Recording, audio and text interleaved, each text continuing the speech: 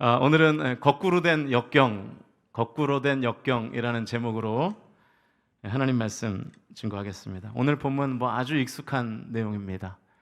아마 설교 수백 번 들으셨을 겁니다.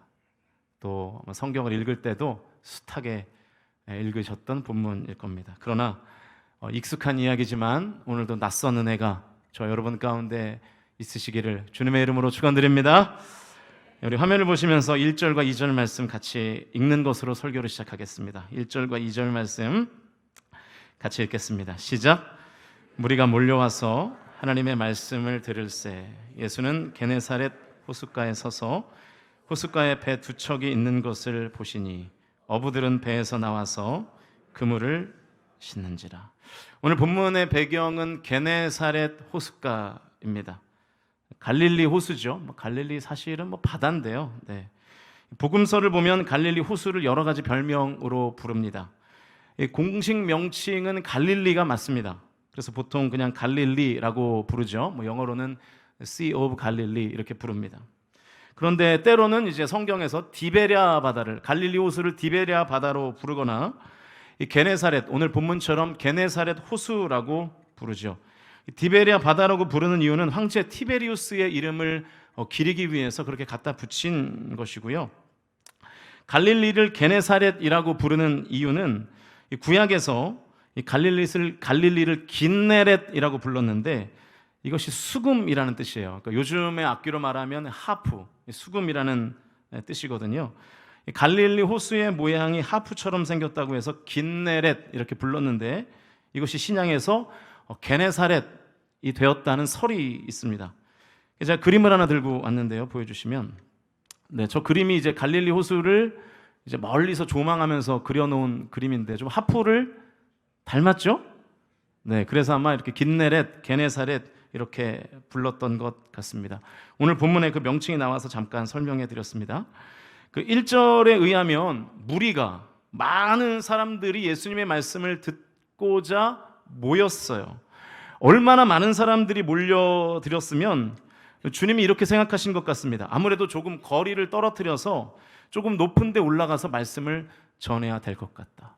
그러니까 예상컨대 아마 해변을 가득 채운 것이 아닌가 생각이 듭니다. 그런데 이 게네사렛 호숫가에 배가 몇 척 있었어요? 두 척이 있었습니다. 그 중에 한 척의 배가 바로 이제 베드로의 배였던 것이죠. 그런데 예수님께서 이 베드로의 배를 지목해서 내가 네 배를 좀 써야 되겠다 이렇게 말씀하신 것입니다. 예수님께서 베드로에게 청하시죠. 3절 말씀 같이 읽겠습니다. 3절 시작. 예수께서 한 배에 오르시니 그 배는 시몬의 배라 육지에서 조금 떼기를 청하시죠.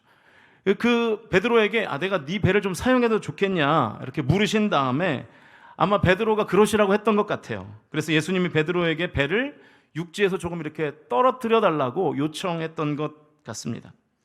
그래서 주님이 그 베드로의 배 위에 올라가서 이제 말씀을 전하시는 거예요. 저는 이 부분을 좀 깊이 묵상해 봤습니다.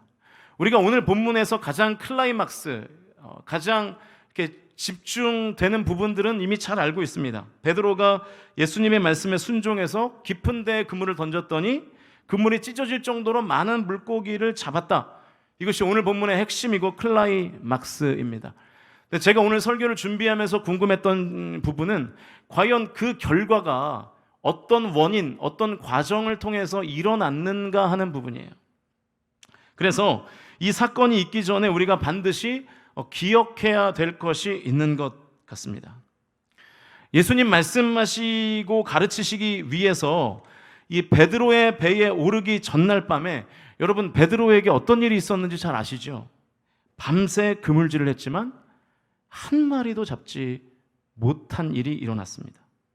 베드로의 배가 평소에는 고기를 잘 잡았을 테니까 물고기들로 아마 가득했을 거예요. 그런데 유독 이날만큼은 배가 텅텅 비어 있는 것입니다. 평소에는 배가 물고기들로 가득했는데 이날만큼은 텅 빈 배인 거예요. 근데 여러분 가만히 보니까요, 오늘 예수님이 이 베드로의 배에 올라갈 수 있었던 이유는 바로 그 배가 텅 비었기 때문이더라고요. 두 척이 있었는데 아마도 그 옆에 배에는 물고기가 있었던 것 같아요. 그래서 예수님이 이 베드로의 배를 고르지 않았나 생각이 됩니다. 베드로의 배에 물고기가 가득했다면 예수님 탈 자리가 없었겠죠. 만약에 베드로의 배가 평소처럼 고기들로 가득했다면 예수님이 그 배 위에 올라가실 수 있겠습니까? 아마 못 올라가셨을 거예요. 왜냐하면 베드로가 예수님의 승선을 허락할 이유가 없습니다. 왜냐하면 여러분 밤새 고기를 잡았잖아요. 밤이 새도록 고기를 잡고 아침에는 뭘 해야 되냐면 이제 잡은 고기를 이제 다시 정리를 해야 될 거 아니겠어요. 이렇게 육지로 이제 보내야 될 거 아니겠습니까? 그리고 또 그물을 또 다 씻어야 됩니다. 그래야 또 그날 밤에 이제 물고기를 잡을 수 있기 때문이죠. 그러니까 빨리 그 물고기를 정리하고 그물을 씻고 베드로는 아마 자고 싶었을 겁니다. 그런데 유독 그날 그물질이 되지 않아서 배가 텅 비었기 때문에 주님이 그 베드로의 배 위에 올라가실 수 있었던 것입니다. 그러니까 여러분, 베드로의 실패가 예수님을 가까이 하는 계기가 된 거예요. 만약 그날 밤 베드로가 낚시에 성공했다면, 어부로서의 일에 성공했다면 예수님은 베드로의 배에 올라타지 못했을 가능성이 큽니다. 여러분, 이게 신앙의 신비인 것 같습니다. 우리 모두는요, 다 인생이라는 배를 가지고 삽니다. 열심히 노를 지으며 살아요. 그런데 내가 잘나고 내가 성공하고 내 인생에 많은 것들이 가득 차 있을 때에는 좀처럼 주님이 나의 삶에 개입하시기가 어렵습니다. 거의 불가능한 경우가 많아요. 오히려 내 인생이 갑자기 텅 빈 그물 같고 텅 빈 배와 같을 때 그제야 비로소 주님이 내 인생이라는 배에 오르시는 경우가 참 많습니다. 여러분, 우리가 인정하기 싫지만 때론 가득 찬 삶보다 텅 빈 삶이 주님께서 나의 인생에 개입하심으로 오히려 복받는 삶이 될 수 있다는 것을 저와 여러분이 믿으실 수 있기를 주님의 이름으로 간절히 축원드립니다. 여러분, 우리가 고난을 이렇게 해석해야 되는 거예요. 인생이 사실 너무 많은 것으로 채워져 있는 분들, 뭐 돈으로 명예로 부족함 없이 성공으로 가득 차 있는 분들은 그 안에 예수님이 들어오시기가 어렵습니다. 그래서 구원 못 받는 거예요. 그런데 때로는 우리가 실패해요. 때로는 돈도 다 잃어요. 건강도 다 잃어요. 명예도 잃고요. 그럴 때 우리가 주님을 찾게 되는 것이죠. 우리가 약할 때 강함 되시는 하나님을 찾는 것입니다. 이런 비슷한 경우의 사람을 여러분에게 두 사람 소개하겠습니다. 여러분이 알만한 사람인데요. 첫 번째는 이어령이라는 분이에요. 잘 아시는 분이죠. 작년 2월 26일 날 소천하셨습니다. 이분 서울대 나오셨고요. 이화여대 교수하셨습니다. 초대 문화부 장관이었고 이분의 별명이 이 시대의 지성이랍니다. 이 시대의 지성. 놀라질 않으시는데 우리는 뭐 지성 피부는 갖고 있어도 이 시대의 지성은 잘 못 되잖아요. 이 시대의 지성이라는 거예요. 60년 동안 130여 권의 책을 쓴 아주 대단한 분입니다. 우리나라 반만년 역사 중에 가장 창조적인 지성, 이게 구글에서 이어령이라는 사람을 검색할 때 나오는 표현입니다. 그의 인생이 가득했습니다. 지식으로 가득했고요. 온갖 명예로 가득했습니다. 물질로 가득했어요. 88 서울올림픽 조직위원장도 하신 분이에요. 그런데 그의 인생이 가득할 때에는 예수님을 모르고 살았습니다. 주님 안 믿었습니다. 그런데 이분이 어느 날 갑자기 예수님을 믿고 그리스도인이 되었다는 소식이 들려요. 언제 예수님 믿었을까요? 이분에게 딸이 있는데 이 딸이 갑자기 실명 위기를 겪은 거예요. 이분 소천하셨습니다. 이민아 목사님 되셨죠. 자기 인생이 가득 찼을 때는 주님을 찾지 않았는데 주님을 만날 이유가 없었는데 자기 딸의 실명의 위기를 겪고 갑자기 내 인생이 텅 빈 것 같을 때 그때 비로소 그동안 끊임없이 노크하셨던 주님에게 자기의 마음을 비로소 연 것입니다. 그래서 이분이 책을 쓰셨죠. 지성에서 영성으로. 나의 인생이 지성으로 가득 차 있었는데 이제 이게 다 필요 없어졌다는 거예요. 나에게 정작 필요한 거는 하나님을 만나는 영성이라는 것입니다. 예수 믿는 사람 되셨습니다. 온누리교회에서 세례 받으셨죠. 또 한 분을 소개하면요, 정금모라는 분이 계십니다. 이분 진짜 대단한 분입니다. 이분의 별명이 평생 1등이랍니다. 평생 1등. 우리는 평생 한 번에 1등도 못하는데 이분은 평생 1등을 그냥 달고 사신 분이에요. 그 당시 비평준화 일대 경기 중학교, 경기 고등학교 다 수석으로 입학하셨습니다.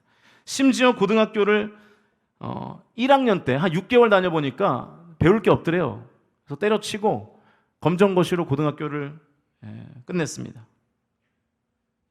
대체 여러분 놀라시지를 않으시네요. 우리 교회는 뭔 얘기를 해도 놀라지 않는 놀라운 교회인 것 같습니다. 네. 네. 설교를 갑자기 그만하고 싶네요. 네. 아무튼 이분이 미국에 갔어요. 예외적으로 이제 학사학위밖에 없는 사람이 바로 박사학위를 가는 거는 뭐 그런 일은 없거든요. 근데 이분이 학사학위만 마치고 바로 박사를 갔습니다. 그래서 미시간 주립대 박사과정에 들어갔죠. 그 박사를 3년 만에 마쳤어요. 23살의 나이에 미국의 교수가 됐습니다. 그래서 이분이 한국과학기술원 카이스트의 설립을 도왔습니다. 지금 저를 욕보이시는 것 같습니다. 약간. 네. 이제 그만하셔도 됩니다. 이제 설교할게요. 이제 더 놀라운 것은 이 사람이 수업을 들을 때 필기를 안 한대요. 그냥 듣기만 한대요. 듣기만 하면 다 이해가 되고 다 외워지는 거예요. 우리는 써도 안 외워지는데 인생이 대단한 사람입니다. 가득 찬 사람이에요. 지식으로. 부럽죠. 그런데 지식과 성공으로 가득 찬 그 사람의 인생에 예수님은 들어갈 자리가 없는 거예요. 그 가득한 그 삶 속에 주님이 못 들어가십니다. 그런데 그의 삶에 갑자기 어려움이 닥치기 시작해요. 아들에게 병이 생겨요. 이 아들도요, IQ가 150이 넘는 천재였습니다. 그런데 15살 때 신장에 문제가 생긴 거예요. 그래서 이 아버지가 신장 이식 수술을 해줬어요. 그런데도 완치가 안 되는 거예요. 아들이 평생 고통 가운데 삽니다. 그래서 그런 삶을 비관한 아들이 자살 시도를 2번이나 해요. 다행히 죽는 것은 막았습니다. 내 인생에 부족한 것이 없는 줄 알았는데, 모든 것이 완벽히 다 채워진 삶인 줄 알았는데 갑자기 인생에 텅 빈 공간이 생겼습니다. 공허한 거예요. 바로 그때 인생에 어려움이 닥칠 때 한 번도 찾지 않았던 예수님을 이 정근모 박사가 찾게 됩니다. 자기 인생에 처음으로 교회를 찾아가요. 그동안 무수히 주님이 문을 두드리셨어도 한 번도 열지 않았던 그 마음의 문을 비로소 열게 됩니다. 평생 1등일 때에는 예수님 거들떠도 안 봤는데 그의 삶에 연약함이 생기니까 예수님을 바라보게 되는 것입니다. 그 고통 속에서, 아픔 속에서 그가 드디어 주님께 무릎을 꿇습니다. 그래서 이분이 예수 믿고 장로님 되셨습니다. 심지어 우리 성결교단 장로님이십니다. 서울의 삼성제일교회 지금 이제 원로가 되셨죠. 원로 장로님이십니다. 이분도 책을 썼어요. 나는 위대한 과학자보다 신실한 크리스천이고 싶다라는 책을 쓰셨죠. 여러분, 우리 교회도 똑같은 일이 있습니다. 최근에 우리 교회에 등록한 한 성도님은 똑같은 방법으로 교회를 찾아오셨고 세례까지 받게 되셨습니다. 뱃속에 있는 손주가 위험하다는 소식을 듣게 됐죠. 어떻게 해야 될지 모르겠더래요. 그래서 주일에 집에서 제일 가까운 교회를 찾았는데 그 교회가 우리 교회였습니다. 그 성도님의 인생에 한순간 이 베드로의 빈 배처럼 빈 공간이 생긴 것입니다. 텅 빈 상태가 되니까 예수님 찾기 시작하신 거예요. 그래서 교회에 등록하게 됐고 새가족 교육을 받게 되고 예배 가운데 은혜를 경험하고 세례까지 받게 되었습니다. 그 손주도 건강하게 출산을 했습니다. 그게 좀 전에 봤던 그 아이입니다. 네. 이래예요, 이래. 사실은 오늘 이 생애 첫 기도를 할 줄 몰랐는데 미리 다 설교를 준비해놨는데 또 오늘 마침 첫 기도를 받게 되더라고요. 저는 이렇게 믿습니다. 하나님께서 우리 이래를 지켜주시고 보호해 주신 줄로 믿습니다. 그러나 여러분, 더 확실한 사실은 뭐냐면 그 손주를 통해서 우리 서명숙 성도님이 하나님의 자녀가 된 줄로 믿습니다. 여러분, 혹시 지금 여러분의 인생이 텅 빈 배와도 같거든 주님을 나의 인생에 초청하는, 초대하는 기회로 삼으실 수 있기를 주님의 이름으로 간절히 축원드립니다. 어쩌면 내 인생이 텅 비게 된 이유는 그 텅 빈 나의 인생에 예수님을 채워난 하나님의 섭리인 줄 모릅니다. 나의 건강이 텅 비었어요. 나의 사업장이, 나의 직장이 텅 비었어요. 나의 가정이 텅 비었어요. 내 마음의 평안이 텅 비었어요. 무슨 뜻일까요? 예수님 초청하라는 뜻입니다. 요한복음에 보면 나사로가 병들었을 때 예수님께서 직접 이렇게 말씀하십니다. 요한복음 11장 4절 말씀 우리 같이 읽겠습니다. 시작. 예수께서 들으시고 이르시되 이 병은 죽을 병이 아니라 하나님의 영광을 위함이요 하나님의 아들이 이로 말미암아 영광을 받게 하려 함이라 하시더라. 아멘. 왜 나사로가 병들었는가? 죽을 병이 아니라는 거예요. 하나님의 영광을 드러낼 기회라는 것입니다. 여러분 지금 어떤 텅 빔을 경험하고 계십니까? 건강이 텅 비셨습니까? 재정이 텅 비셨습니까? 가정의 관계가 다 텅 비셨습니까? 마음의 평안이 텅 비셨습니까? 그 텅 빈 내 인생이라는 배에 오늘 예수님을 초청하실 수 있기를 주님의 이름으로 간절히 축복합니다. 텅 빈 배 위에 예수님을 초청할 수 있는 기회라고요. 그걸 기회로 여기십시오. 그러면 텅 빈 그곳에 하나님의 영광이 임할 줄로 믿습니다. 모든 사람은요 두 부류로 나눌 수 있어요. 나의 인생이 텅 비었을 때 그것을 예수님을 초청하는 기회로 삼는 사람이 있고요, 예수님을 청소할 기회로 삼는 사람이 있습니다. 여러분 어떤 사람이십니까? 여러분 그런 말 조심하세요. 뭐 고난당했으면 나 교회 떠나버릴 거야. 어떻게 감히 그런 말씀들을 하십니까?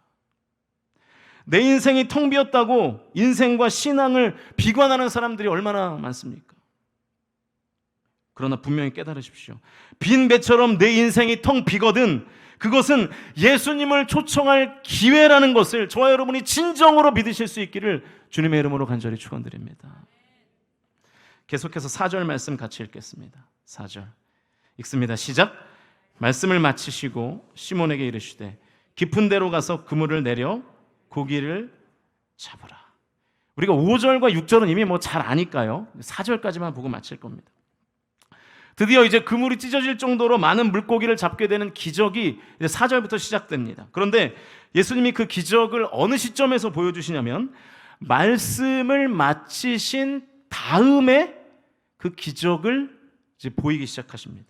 그렇죠? 4절을 보니까 말씀을 마치시고 시몬에게 이르시되 깊은 데 가서 그물을 내려서 고기를 잡으라. 말씀을 마치시고 난 다음에 이래요. 그러니까 굳이 정리를 해본다면 이렇게 되는 거죠. 말씀이 먼저였고요, 능력은 두 번째였습니다. 그런데 저는 생각해 봤어요. 제가 이 설교를 준비하면서 묵상할 때 만약 제가 예수님이라면 이렇게 했을 것 같아요. 능력을 먼저 보여주시고 그 다음에 말씀을 증거했을 것 같아요. 그리고 그 말씀 다 믿지 않았을까요? 자, 봤지? 나 이런 존재야. 이제 나 믿어. 내 말 믿어. 이게 여러분 더 상식적이지 않습니까? 근데 오늘 본문에서 주님은 그렇게 안 하시더라고요. 말씀을 먼저 주셨습니다. 그 말씀을 듣게 하시고요, 그리고 들은 말씀을 신뢰함으로 그 말씀을 따랐을 때 하나님의 능력을 보여주셨습니다.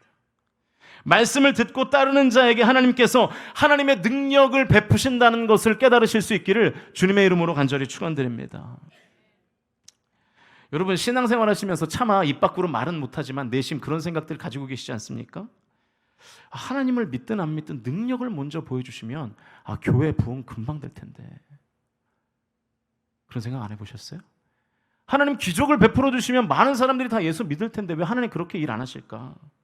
근데 여러분 조금만 더 깊이 생각해 보면 능력을 본 뒤에 그 능력을 가진 어떤 존재를 믿는 것은 사실은 믿음이라고 말할 수 없습니다. 예를 들면 여러분 예를 들면 또 시험 드시니까 제가 제 예를 들겠습니다. 요즘은 그런 농담을 거의 안 하는데 가끔 제가 이제 아내한테 하는 농담이 있어요. 우리 성도님들의 아내들도 그러신지 모르겠는데 모든 아내들은 이렇게 남편의 통장의 잔액이 궁금하신가 보죠. 예. 우리 아내가 그렇게 제 통장의 잔액을 궁금해해요. 그래서 저는 제가 이제 교회에서 사례비를 받으면 사례비에서 25만 원을 제외하고는 다 이제 아내 통장으로 입금을 합니다. 왜 25만 원은 남기느냐? 그게 제 용돈이냐? 그렇지는 않습니다. 제가 설교를 많이 하잖아요. 그래서 이제 교회에서 책을 사보라고 사례비에 이제 도서비를 포함해서 이제 줘요. 그러면 제가 25만 원은 제가 갖고 나머지는 다 이제 아내에게 보냅니다. 도서비니까 제가 온전히 책 사볼 때 쓰려고 이제 그거는 제가 따로 이제 떼는 거거든요. 그런데도 제 통장 잔액이 궁금한가 봐요. 그래서 제가 주로 어떻게 이제 답변을 하냐면 내 통장 나 많아, 엄청 많아. 한 3억 8,700 정도 있어. 제가 그래요. 그럼 당장 이제 우리 아내가 어떻게 반응할까요? 눈이 커지면서 보여줘 그런다고요. 보여줘. 그럼 제가 뭐라 그러게요? 요즘에는 이제 그런 장난을 거의 안 치는데 이 장난을 한참 했을 때 제가 항상 이 말씀을 인용했어요. 요한복음 20장 29절 말씀. 제가 읽겠습니다. 예수께서 이르시되 너는 나를 본고로 믿느냐? 보지 못하고 믿는 자들은 복되도다 하시니라. 제가 이 말씀을 인용하면서 한 번도 보여준 적이 없습니다. 왜냐하면 3억 8,700이 아니라 38만 7천 원도 없을 때가 많거든요. 그래서 잘 안 보여줘요. 또 없어 보이긴 싫어서 절대로 안 보여줍니다. 자, 여러분, 제가 이 얘기를 왜 하냐면 사람에게 그리고 어떤 존재에게 그런 능력이 있는 것을 눈으로 본 뒤에 믿는 것은 믿는 게 아니라는 거예요. 사실을 확인하는 거예요. 그거는 믿음 아닙니다. 믿음장이라는 별명을 가지고 있는 히브리서 11장에서 믿음에 대한 정의를 분명히 이렇게 하고 있죠. 11장 1절과 2절 말씀 같이 읽겠습니다. 시작. 믿음은 바라는 것들의 실상이요 보이지 않는 것들의 증거니 선진들이 이로써 증거를. 믿음이 뭐라고요?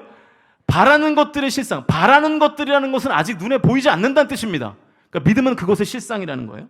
보이지 않는 것들, 눈에 안 보이는데 그 증거가 뭐냐면 믿음이라는 거예요. 그러니까 여러분, 못 본 상태에서 믿는 것이 진짜 믿는 것입니다. 보고 내가 하나님 보여주면 믿겠다, 그거 믿겠다는 뜻이 아니에요. 안 믿겠다는 뜻이에요. 그거는. 여러분, 우리 중에 눈으로 예수님 본 사람 있습니까? 예수님 보신 분 빨리 병원 가보셔야 됩니다. 예수님 보신 분 없어요. 우리 아무도 예수님을 우리의 눈으로 보지 못했어요. 그런데 우리는 다 예수님을 믿는 줄로 믿습니다.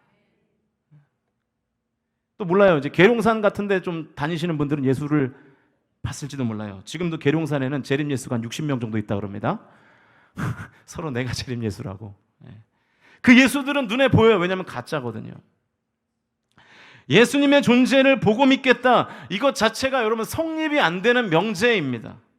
예수님의 존재를 믿으면, 예수님의 존재를 믿을 때 예수님의 살아계심을 우리가 경험하게 될 줄로 믿습니다. 이게 신앙의 원리고요. 믿음의 신비입니다. 여러분, 지금도 혹시 이 자리에 아직 예수님이 잘 안 믿어지시는 분들이 계실지 몰라요. 그러면 이렇게 한번 해보십시오.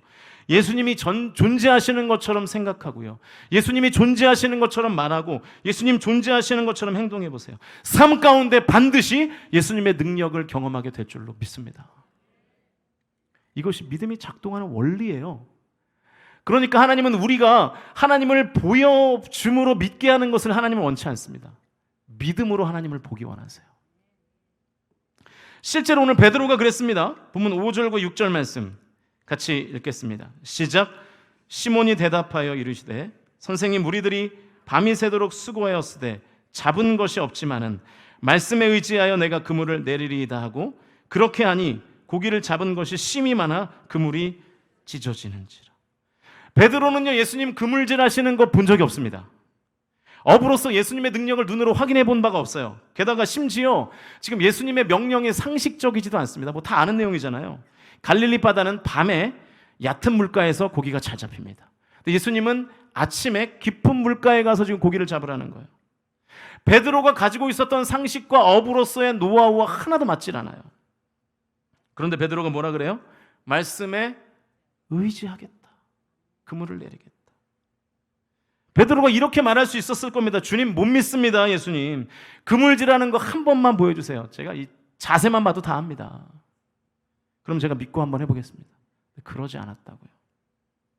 사랑하는 성도 여러분, 하나님이 하신 말씀을 진정으로 믿으실 수 있기를 주님의 이름으로 간절히 축원드립니다. 그런데 여러분, 진짜로 말씀을 믿으면요, 그 말씀대로 행동하게 되어 있어요. 저와 여러분이 하나님의 말씀을 진짜로 믿으면 나의 신앙이 반드시 동사형이 되게 되어 있습니다. 명사형으로는 신앙생활할 수 없다는 거예요. 예를 들어 보겠습니다. 마가복음 9장 28절 29절 같이 읽어보시죠. 시작.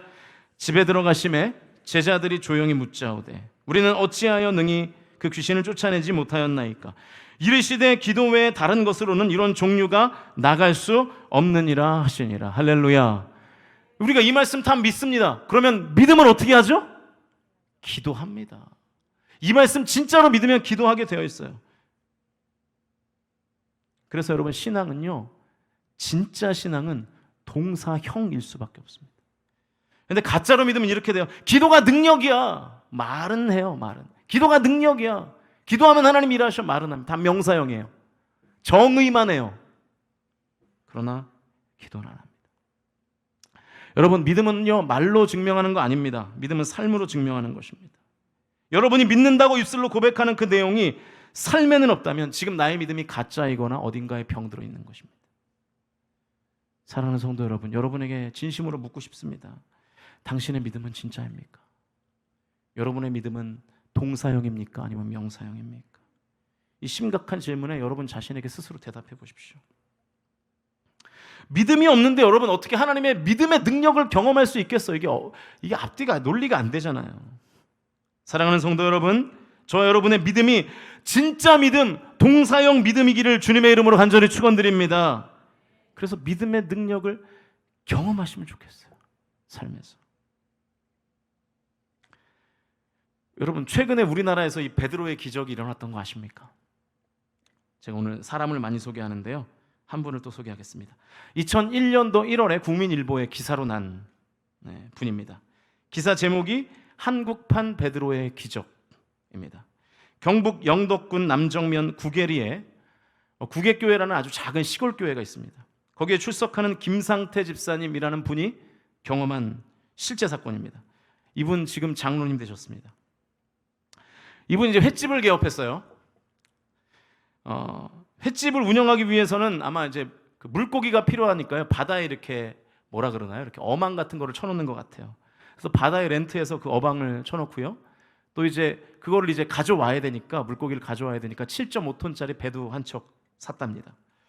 그런데 물고기도 잘 안 잡히고요, 장사가 너무 안 돼서 이 짧은 시간에 빚을 무려 4억 6천만 원을 지게 된 거예요. 역시 안 놀라시네요. 네. 다들 주머니 한 4억쯤 갖고 계시죠? 네. 큰 돈이잖아요. 옆에서 횟집을 운영하는 사장님들이 막 조언을 해요. 김 사장, 고사 지내야 돼. 바다 사람들이 보통 미신을 많이 믿습니다. 용왕님께 제사를 지내야 된다는 거예요. 용왕제를 지내지 않으면 장사가 될 수가 없다는 거예요. 이 사람들에게는 이게 상식입니다. 그런데 이 김상태 집사님은 크리스천이시잖아요. 나 외에 다른 신을 섬기지 말라. 하나님 준엄한 말씀 아닙니까? 그래서 이분이 이렇게 얘기합니다. 저는 예수 믿는 사람이기 때문에 그런 거 하지 않습니다. 근데 주변에 이제 횟집 상인들이 계속 걱정을 하는 거예요. 그리고 계속 권면을 합니다. 아이, 속는 셈 치고 한 번만 해보자, 한 번만. 우리가 제사 다 우리 돈으로 다 준비해 줄게. 김 사장은 와서 절 한 번만 해. 속는 셈 치고. 근데 김상태 집사님이 이렇게 말합니다. 하나님이 살아계시고 내 삶을 책임지실 거기 때문에 내가 망하면 망했지 하나님이 싫어하시는 일을 할 수 없습니다. 이렇게 믿음으로 행동한 것입니다. 거기다가 본인 코가 석자인데 다니는 교회가 이제 21년 된 임시 건물이었대요. 그래서 비가 오면요, 천장에서 비가 새는 거예요. 여러분, 우리 교회도 비 새는 거 아시죠? 장마철만 되면 제가 걱정이 됩니다. 아무튼 이분이 자기도 지금 망하기 직전인데 하나님께 이렇게 기도합니다. 주님, 제가 교회 건축하게 해주세요. 제가 지금 지고 있는 이 빚 하나님 갚아주시면 제가 이 교회 건축하겠습니다. 이렇게 서원 기도까지 했습니다. 근데 여러분, 상황이 나아지기는커녕 12월 27일까지 그 돈을 메꾸지 못하면 이제 부도나는 거예요. 그런데 부도나기 3일 전 12월 24일 마침 또 성탄 2분 날, 이 동생이 이제 바다에 쳐놓은 그물을 체크하러 이제 갔다가 막 급하게 이제 이 김상태 집사님에게 전화를 하는 거예요. 형, 물고기가 우리 그물에 잡혀도 너무 많이 잡혔어. 몇 마리 잡혔는지 아십니까? 기사로 보시면 계실 거예요. 120cm짜리 방어가 5,000마리 잡혔답니다. 거짓말 아니에요. 여러분 기사 찾아보세요. 여러분 이게 얼마나 대단한 거냐면요, 이 바다 한가운데 이 김상태 집사님 어망만 있는 게 아니잖아요. 거기 다른 횟집들 어망도 여러 개 있을 거 아니에요. 그런데 물고기가 다 그리로만 들어갔다는 거예요. 너무 신기한 일이죠. 그래서 어떻게 했냐면 자기가 갖고 있었던 7.5톤짜리 배와 또 배를 한 대 또 빌려가지고 2,500마리를 먼저 이 7.5톤 부대에 싣고 와가지고 이제 경매로 팔잖아요. 경매 붙였는데 처음 2,500마리는 그 방어 한 마리당 16만 9천 원에 팔았답니다. 그래서 4억이 되더래요. 4억. 네. 또 나머지 2,500마리를 싣고 왔던 이번에는 이제 갑자기 물량이 확 풀리니까 가격이 다운된 거예요. 그래서 한 마리에 3만 원에 팔아서 1억 6천, 합쳐서 단 하루에 5억 6천을 벌게 됐다는 거예요. 네. 이렇게 능욕을 당하는 느낌이 계속해서 네. 끝까지 신앙을 지키고 기적을 체험한 사람을, 이 김상태 집사님을 보고 주변의 횟집 사장님들이 다 같이 이렇게 말했다고 합니다. 예수쟁이가 한 방에 끝냈다. 그래서 하나님께 받은 이 5억 6천만 원을 가지고 5,600만 원은 11조헌금을 하고요, 나머지로 그 빚을 다 갚았답니다. 여기서 끝이 아닙니다. 보통 여기서 끝나야 되는데 여기서 끝이 아니에요. 한 달 뒤에 또다시 기적이 일어났는데 이번에는 이 김상태 집사님의 그물망에 5m짜리 밍크고래가 들어온 거예요. 그게 5천만 원이었답니다. 약속대로 그 돈을 이분이 하나님의 교회를 짓는데 이제 헌금을 합니다. 사진 한번 보여주실까요? 저분이에요. 지금 장로님 되셔서요, 수많은 교회 간증하러 다니십니다. 이분이. 그리고 오른쪽에 있는 교회가 새로 지은 구객교회라고 합니다. 사랑하는 성도 여러분, 하나님이 정하신 신앙 원리는 능력이 아니라 말씀이 먼저인 줄로 믿습니다.